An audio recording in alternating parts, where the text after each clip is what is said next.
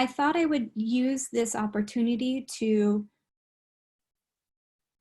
first of all, discuss why it's so important for us to be analyzing essays we don't write. And even as a writer myself, and one that is an experienced writer in these genres that we write in for composition classes, I too still study others' work, okay? And it's important because, especially if a work is successful, we want to figure out, why is it successful? What is it that we can take from it, right? And I know that you've had some guided study of this practice in the week's readings for arguing a position. And I've also wanted to bring in another essay that is fairly short, 2 pages, that I'm going to take you through now. So you also have my interpretation and analysis of the basic features, what's effective, and even breaking down the essay itself. So let me pull that up. Let me see. I'm going to, there we go. And share screen.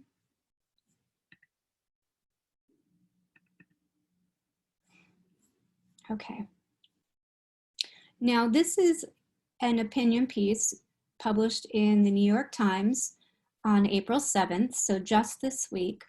And this is a perfect example of an arguing a position essay. And I've gone ahead and essentially, if you can see this here, right, I've deconstructed it. Deconstructing it is essentially offering you a way to better understand the components of this writer's, actually this is a collective of writers, the editorial board, but it's a way for you to understand how writers write, and a way for you to then model your own writing on it, okay?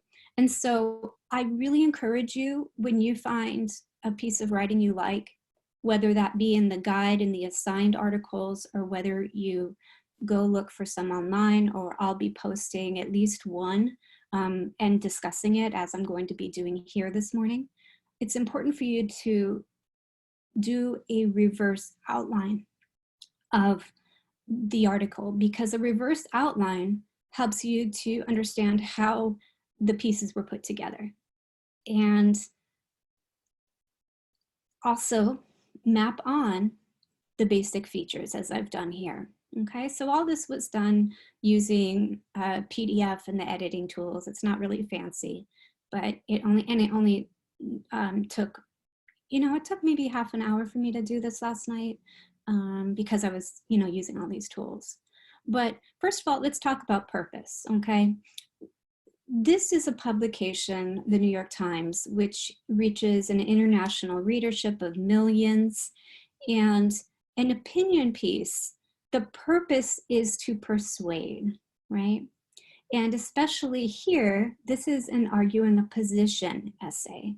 So here we have the writers wanting readers to adopt their view. They think it's important, right? And the audience then is going to be integral to writing this paper, because when we understand who our audience is and what maybe objections our audience might have to our position, it helps us to write a stronger paper. The audience for this paper is, this article here is quite educated. New York Times is a more sophisticated paper, and they are on the front lines of what's happening in the world. So the audience has high expectations of them. They expect that they're going to be thoughtful, and the audience itself is going to be anywhere from usually high school students up until, somebody dies. Hate to be grotesque about that, but yeah, up until 100, right? Now, a really important distinction before we start talking about this particular essay is that the medium for this essay is journalism, right? It's a newspaper article. So what we expect in academic writing is that you cite using an accepted format. Here it's MLA format in our class that we like you to use. And in the journalism field, they don't offer in-text citations. That doesn't mean that it's not cited. What it means is that it's gone through the editing and credibility and cross-checking of these sources by the paper's staff to ensure that it's accurate. And we have to put that trust in newspapers to do that, all right? And you see when that trust starts disintegrating, then newspapers become less of a source for news for many people. So the other thing that it can affect is paragraphing, because as you see here, if you just quickly look, there are many short paragraphs, sometimes just a sentence long, but they're chunking in different ways than we would, primarily because of the medium, right? They're making bold statements and they're just highlighting them through these blank spaces between important points that they want to make. The difference here is that we're going to be actually integrating not only a source, but a source with commentary or analysis, and then moving on from there. Okay, so let's get started. We'll talk about tone, style, and the basic features. Excuse me. So privacy cannot be a casualty of the coronavirus is an excellent title because we know exactly what the topic is and exactly what their position is. And here the title then offers readers an opportunity to get an overview of exactly what their case is going to be. And here then we begin with the introduction, and let me zoom in. So for the introduction, an introduction needs to begin with both a hook and a general overview of the topic itself, right? Even before we get into why it's important we should be paying attention, we need to have just a basic overview. And how much space and word count you give to each is going to vary based on your topic and also how stylistically you want to emphasize various features. So the hook here is, and hooks should always be direct and get right to the point of the paper, right? The hook here functions as also offering the general context of the situation at hand, here being the coronavirus and data privacy. So millions of Americans sheltering in their homes from the coronavirus have turned to communications platforms like Zoom, Google Hangouts, and Facebook Messenger in order to work or stay connected to friends and family. Free and easy to use, the services are gobbling up record numbers of users, right? So here's the situation. All of us have now turned to online communication to remain connected, to remain learning, to remain working if we can, right? Here, these writers effectively incorporate a response to opposing views by adding that directly in the introduction, which is really fantastic, and they've done it in a smooth way. So here it is. The but signals that there's a difference, but there's a saying in Silicon Valley, if the product is free, you are the product, right? So this is the assumption. If the product is free, you are the product. So you're getting to use Zoom, Google Hangouts, Facebook Messenger, because businesses expect to make money off of you, right? But this would be the opposing view. Well, yes, you're getting to use these services, and so you're paying for it by being the product. The rebuttal is, this is not business as usual though, right? So we can't expect typical business practices. Americans aren't willingly surrendering their online identities during this pandemic. Many are being compelled to do so by their schools, family, or work, right? So here then is that laying out what's happening.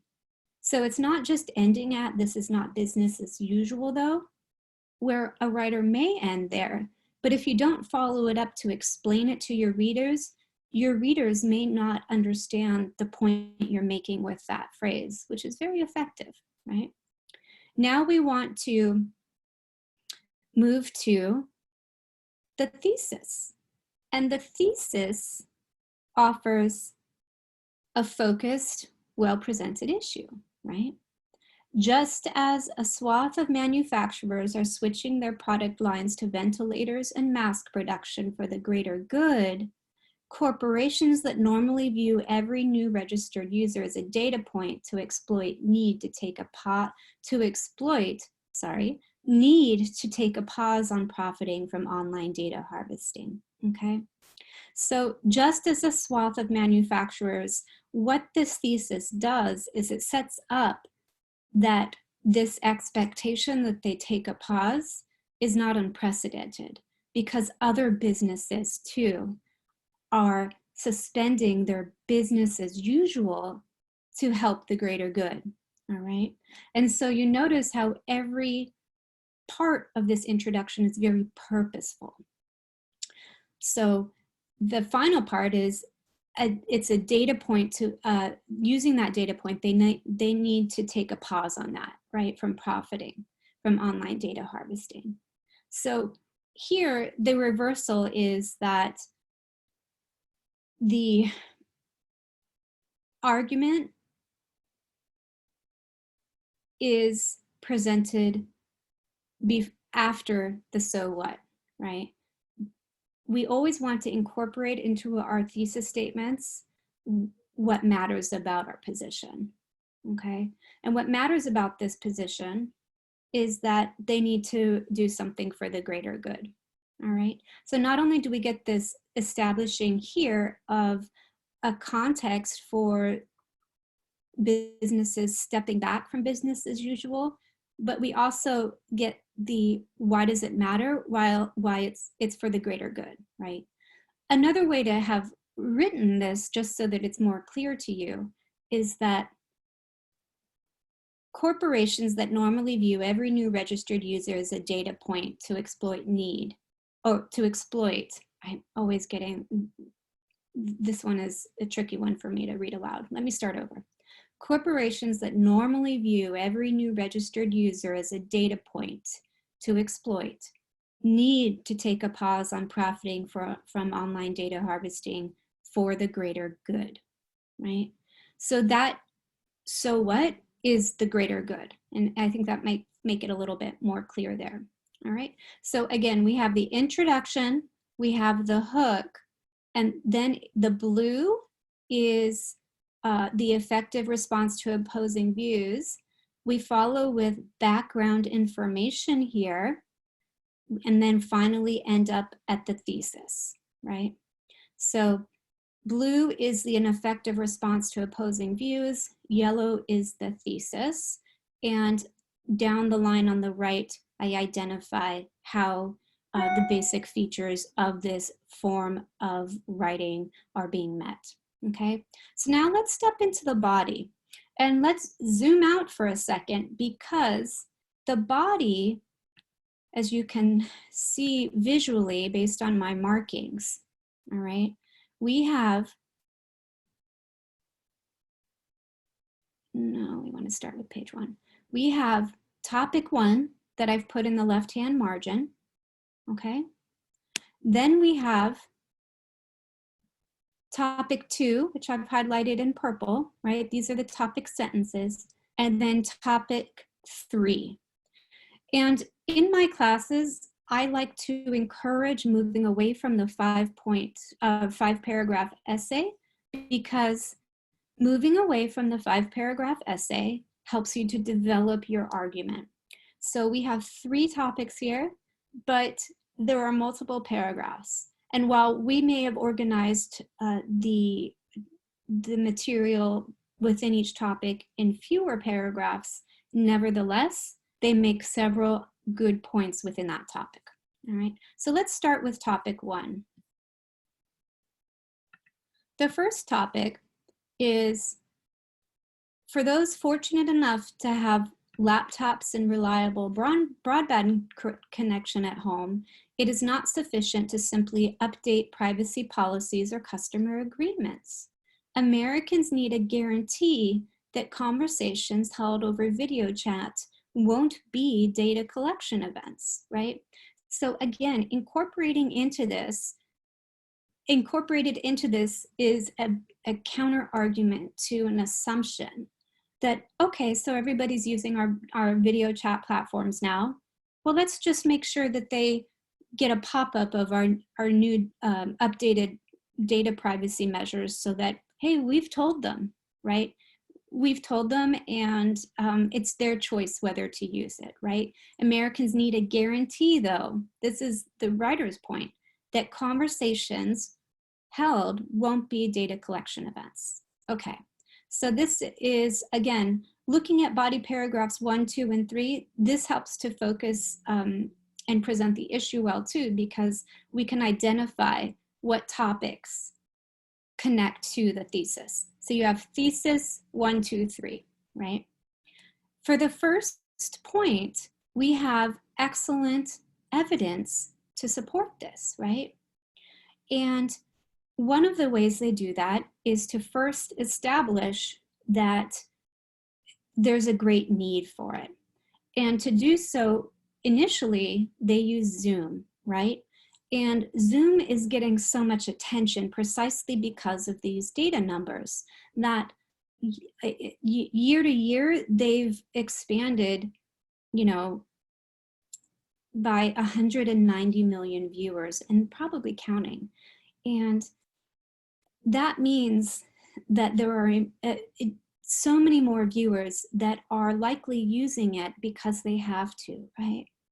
And if we think that there's not a problem with Zoom, we see here that then evidence comes in to start to show that Zoom is being watched by not only the New York State Attorney General, New York Times investigative reporters, and also the FBI, right? And because of this, we learned that Zoom displayed data and shared it with Facebook, offered data to LinkedIn profiles that they didn't even have access to, okay? And that's enough to say, hey, hold on a second, stop. These people shouldn't be having to sell their privacy during a pandemic. This is not business as usual, right? And Eric Yuan seems to agree. So this is a point. You know, they take somebody from a company that's gotten a lot of criticism, they take the chief executive who said, yes, this is important. And that actually helps bolster the article's point that it is important because a key executive is saying, hey, yeah, we need to do more, right? We're gonna focus on security instead of continuing to improve on our features that we offer. Now, we have more, right? Because it's not just Zoom. Well, we have here some more about Zoom, how some school systems are prohibiting its use right now.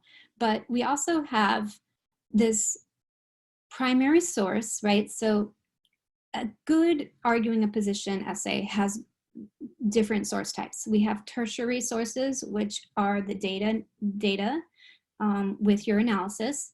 We have secondary sources, which are reports published by others.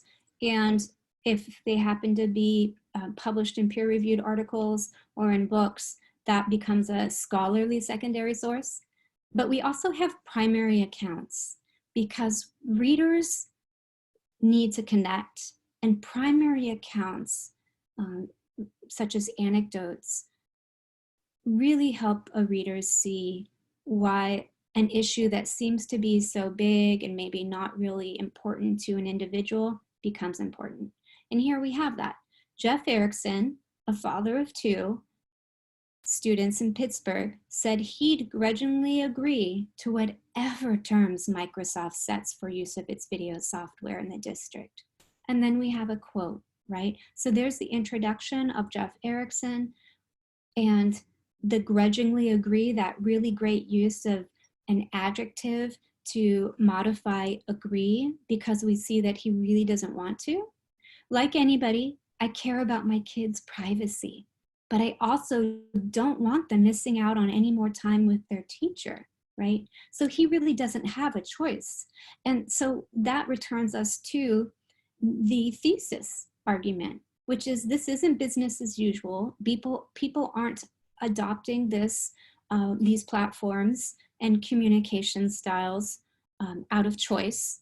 They're being compelled to, right? So that moves us on to the second point.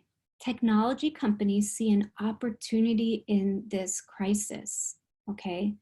And that gets us to see, oh, so they're still trying to use us as products, right? Again, this is returning to the thesis. Verily, a division of Google's parent company, requires a Google account to find and arrange coronavirus testing, right? So that's anybody who might be sick has to be plugged into their Google account just to actually manage to locate where they can get tested, right?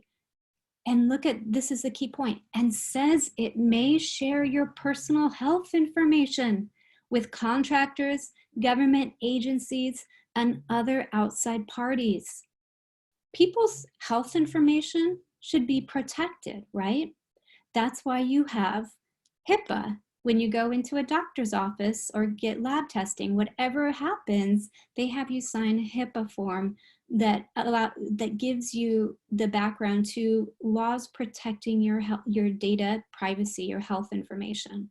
So Verily is saying, hey, you use us, this privacy, this agreement is moot, okay?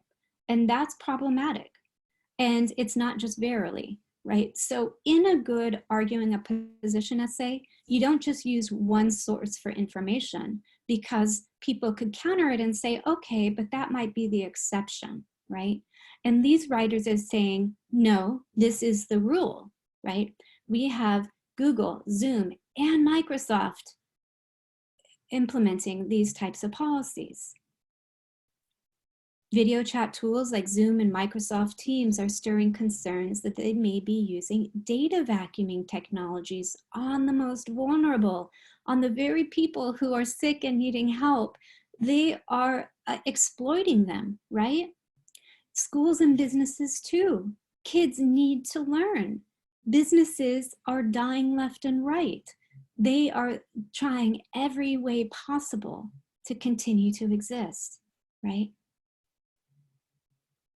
And here is another kind of effective response to opposing views, starting with Harried. And the nice thing about what these writers are doing, and this is a style point, it's a really sophisticated way to weave in opposing views and then counter them, is by just incorporating it into your argument. So harried parents seeking a remedy for their kids' isolation could be forgiven for not poring over book-length privacy policies before connecting them with grandparents on video chat or entertaining them with a few hours of streaming YouTube videos. So what this sentence is saying is that those in opposition of relaxing data mining and just putting business on vacation during this time with the video chats and other data collections online, they're saying, hey, those people, the businesses, would counter with, hey, we've given them the data privacy policies. It's up to them to know what they're using. it's not on us, right? We've made it clear. Well, the point is that there are not only businesses and schools and sick people who are vulnerable populations, but there are whole families who are disconnected, and especially kids, children, are really struggling, maybe more than um, older youths and adults, because they don't have the brain capacity. They haven't developed all of the coping mechanisms we might have. Okay, so a harried parent is trying to help them connect. It's trying to help them move through too much time in the house, too much time alone, too much free time, really. Okay, and then not just leaving it as, you know, countering an opposing view that, hey, we've given them the data privacy policies. They follow that up with additional insights. So imagine this is a paragraph start, right? And then here is evidence. Elizabeth Johnson, a lawyer in North Carolina who specializes in data privacy, is at a loss for a solution for her 2 children. She doesn't know what to do about it, and she's an expert, right? She wants the kids to stay in school. And yet, companies are using their children to make money. And that seems, that's really problematic. That's really problematic. And that's the point that Elizabeth Johnson, again, has stated, right? So here's the beginning of the paragraph, here's the evidence, and then here is the commentary, right? Time and again, corporations have shown that for them, the value of huge data stores that can inform advertisers or their own product development trumps any potential embarrassment over how it was compiled, right? Smart home speakers record our private conversations, and smartphones track users with distressingly accurate precision. Okay, and follows that by a recent study, right? If you have a smart speaker, Google, Apple, and Amazon actually records you many times during the day, apparently. Okay, so this is that part 2. Technology companies see an opportunity in this crisis, and everything that follows in this part is meant to support that point. And then we have part 3.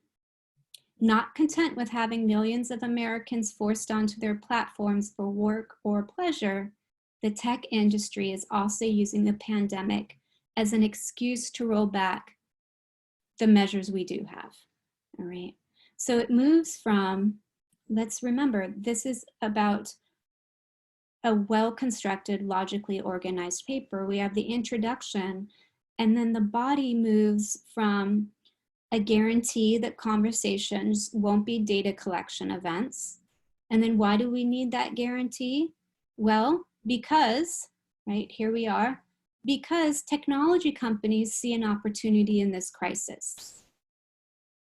Not only do they see an opportunity, but they're actually seeking to permanently roll back consumer protections. So they're taking this particularly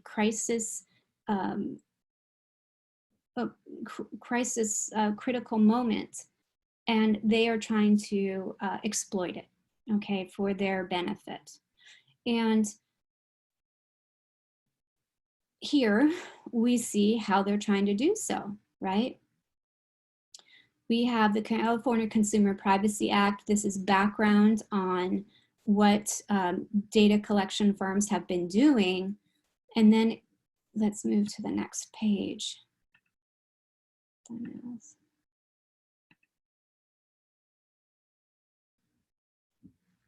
we go.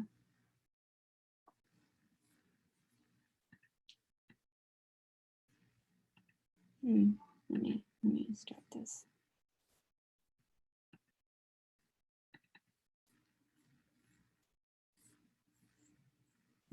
I wish this wasn't getting stuck on his view.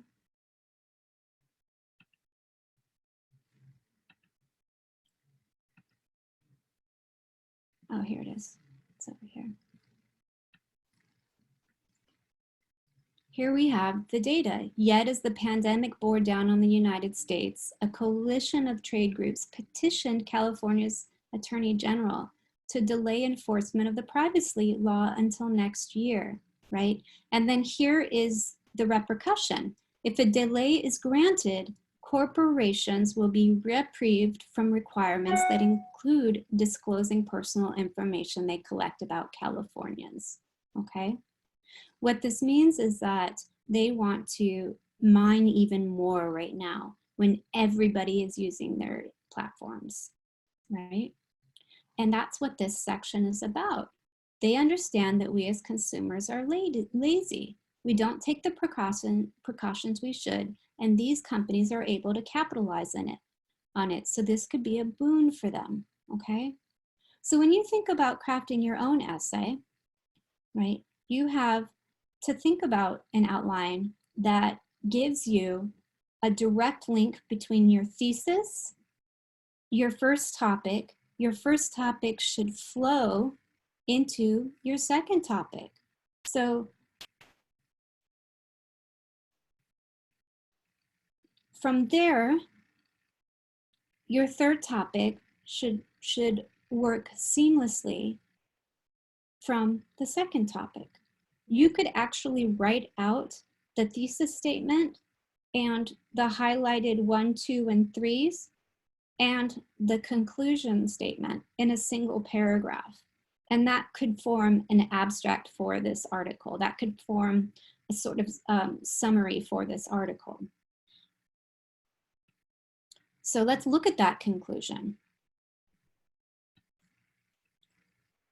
It may be tempting for corporations to view their ballooning user numbers during the pandemic as a harbinger of long-term prosperity, meaning, oh, look, we have all these new users. It's going to be excellent. They're going to remain on our platforms because we're requiring them to give us all their data, and we need to use it all because we can hook them, right? And then we can sell it. But consumers need the option to delete user profiles after the crisis has abated, particularly if they have stored sensitive information about their children, right? And they deserve easy access to what has been collected. They shouldn't have to jump through hoops to figure out what companies have taken from them. Americans have lost control over a lot as a result of the coronavirus. At least they should be able to control what happens to their personal data, right? So that reinforces the thesis statement, but you notice the conclusion does something really great. It continues to develop the rationale behind the position of the writers, all right? So again, think about a practice when you're working here in your own work and when you're analyzing other work to reverse outline, to highlight the thesis, the topics, and the conclusion, and perhaps even to then bring that highlighting all together and see if you can't just write it sentence by sentence, just what you've highlighted. And what you'll discover in a strong arguing a position paper is that that argument is encapsulated in a single smooth paragraph just by those highlighted points.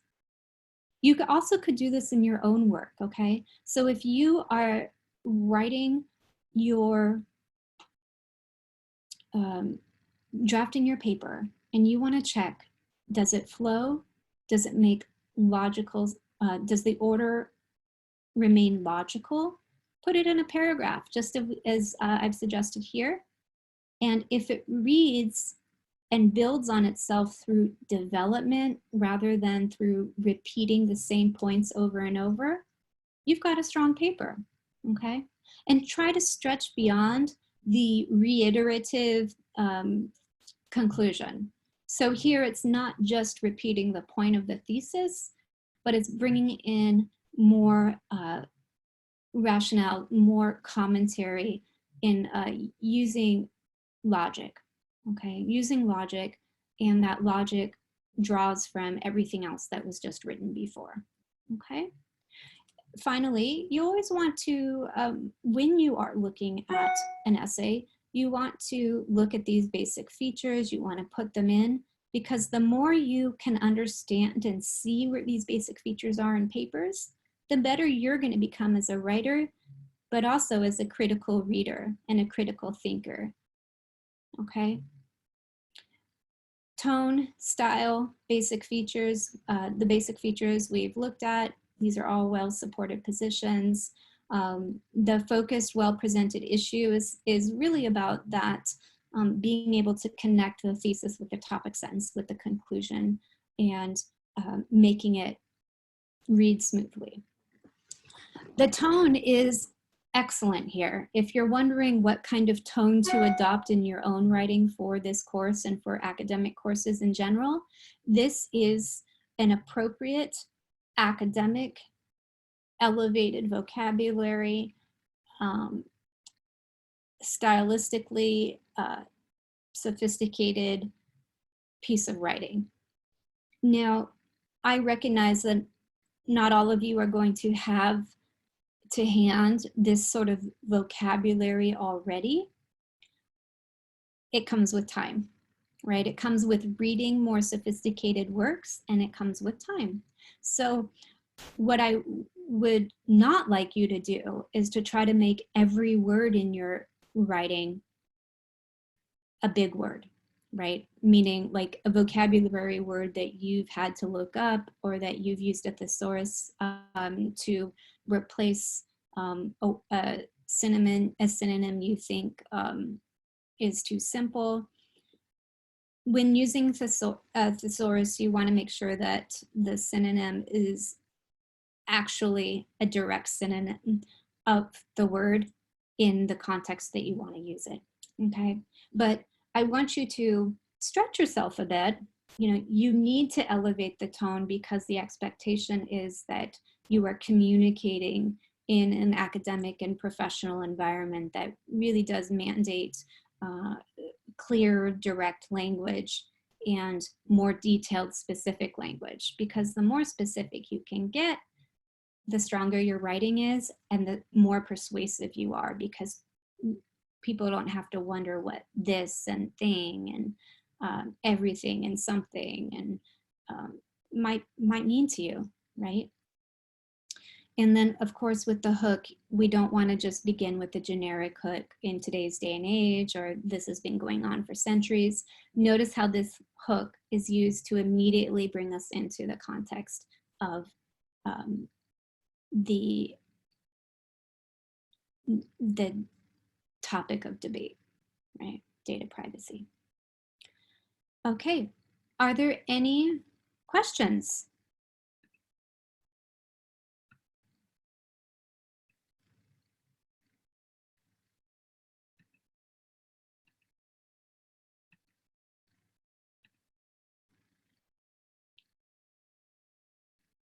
So I have a question.